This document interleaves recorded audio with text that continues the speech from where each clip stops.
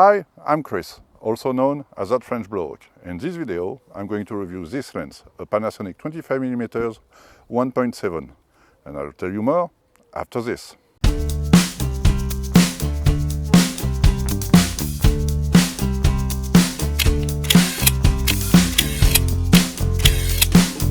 '50mm lens have always been very popular with photographers, and for lots of good reasons.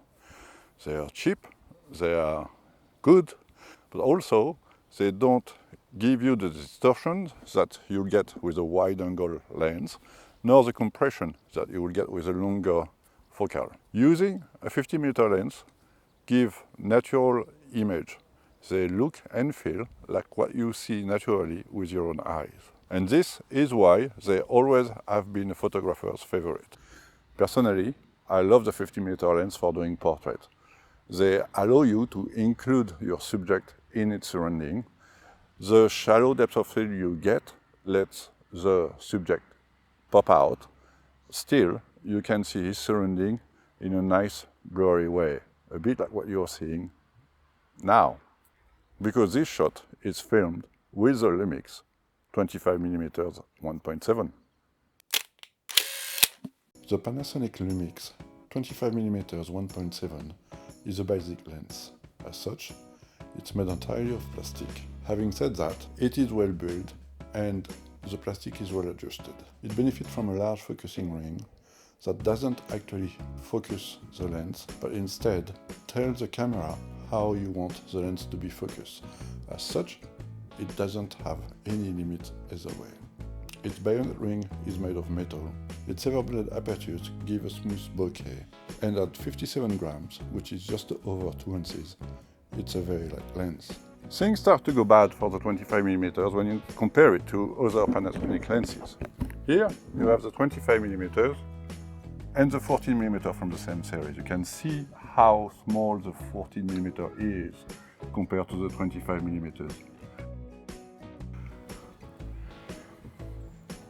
To me, there is no reason why Panasonic won't have been able to do a 25mm that will be as slim as the 14mm. Comparing it to the 12-32 zoom lens, the story is the same. The zoom lens is much smaller than the 25mm.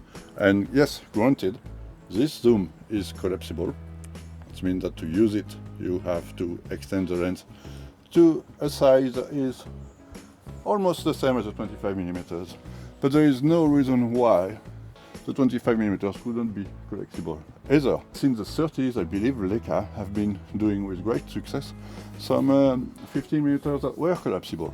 Here is my gripe with this 25mm lens. It's too big. What I like about micro four thirds cameras is that they are compact. The fact that they are mirrorless means that you can design lenses that are much more compact, or at least that's what Panasonic tells us. But so why are they making a 25mm that big? I have no idea, and that is something they need to fix.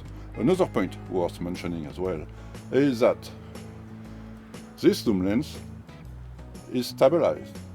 None of those prime lenses are, and I understand that it's not common for prime lens to be stabilized, but why not? Why don't you get stabilization on a 25mm? People will tell you that because of its wide aperture, you don't need to, but what if you need to shoot at like 4, 5.6, whatever? You will benefit from stabilization if you're doing a video. Why isn't this thing stabilized? I've got no idea. And let's talk about the price now.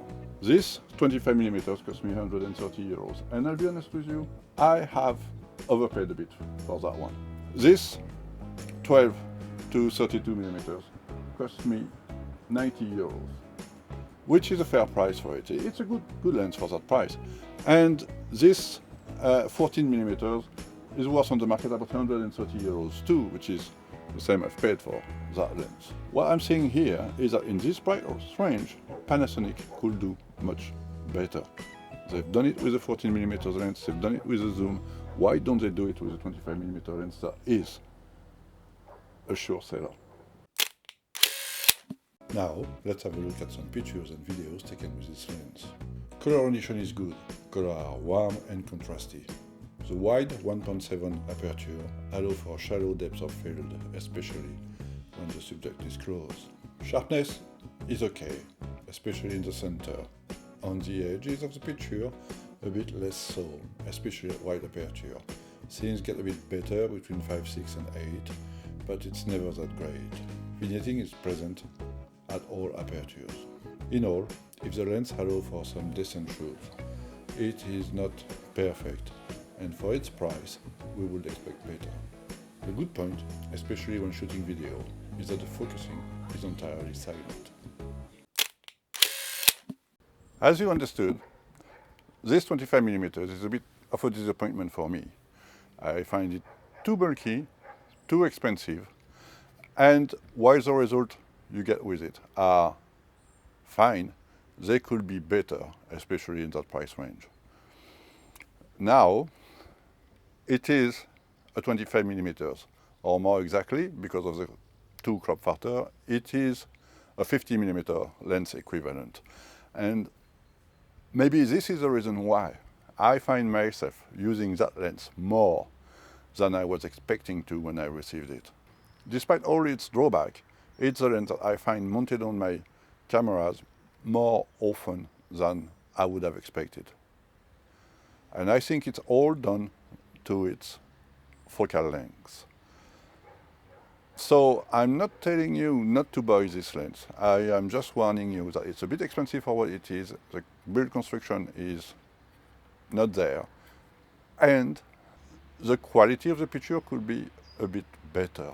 But it's still a 50mm lens. It's still a lens that will be the best focal length in many situations. Now, I'll be honest with you, I somehow wish I purchased a 50mm 1.4 instead of a 1.7. Not because of the wider aperture, but because I believe it's a better lens. But that may be the root of some more disappointment. We'll see. This concludes this video. I hope you enjoyed it. If you did, don't hesitate to like, share and subscribe. And I see you next time.